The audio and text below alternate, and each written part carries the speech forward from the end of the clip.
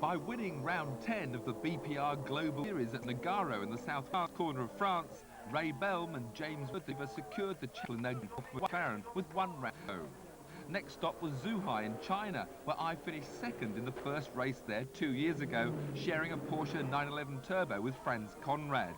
That was on the streets, and already the local landscape was being reshaped to create a permanent circuit with ambitions of bringing a Formula One Grand Prix to mainland China before the end of the century.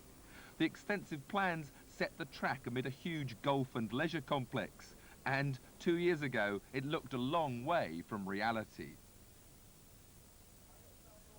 But this November, with the concrete walls barely dry, the track was ready to greet the teams for their season's finale.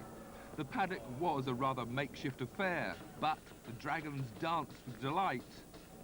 And after missing Nogaro, the unbeaten Porsche 911 GT1s were back and filling the front row with 2 cars.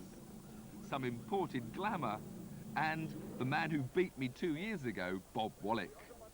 We have a good car, and this Porsche being the best car at the moment, the fastest should be no problem. We're on top of that quite professionals, and I don't think we're going to hit each other and put each other out and let the others win. The Porsches were still ineligible for points, so the battle for moral victory lay between the chasing pack of McLarens and Ferraris as both Lotus and My Lister missed the trip.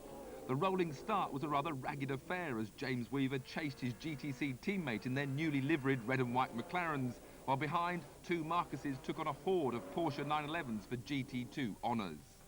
Out front, French Porsche Super Cup champion Emmanuel Collard was showing Wollek's co-driver Yannick Dalmas that youth has no respect for experience, and Jean-Marc Gounon was looking to embarrass him still further as he latched his F40 onto the tail of the Porsches and left the rest of the Ferraris and McLarens trailing behind.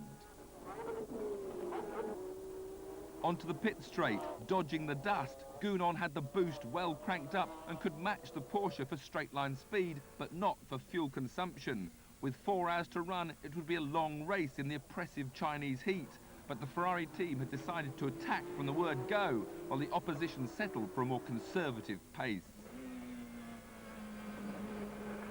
For the spectators, it was great stuff, as for the first time the Porsches were under attack and overtaken as Gounon used the slower traffic to his advantage.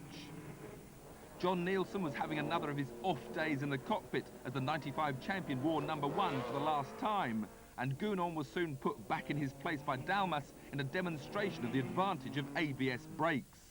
Although, at the end of his storming opening stint, he claimed it was all part of his game plan. I had a big problem on the rear left tires, so I decided, because it's not the race against the Porsches, and today is against the McLarens, it's for the winning points and not the winning race, and I decided to leave him overtake. As Eric Bernard took over the hot seat in the Ferrari, Nielsen's McLaren needed some minor surgery before he could blast back into the fray. Some drivers found that even the most modern circuit had walls you could hit, while others managed to find areas to wander without damage. The Porsches made their first pit stop together and everything looked under control. Ray Belm had taken over from James Weaver, and slick pit work by the GTC team had moved their McLaren up to 3rd, leading the point scorers, but soon to be lapped by the Porsches. In the pits, Gounon was psyching up their 3rd driver, Paul Belmondo, prior to his stint, while Bob Wollek was serving a 4-minute penalty. At the restart, the starter motor was stuck, so we had to push the car a little bit to make the gearbox turn, and then I could start the engine.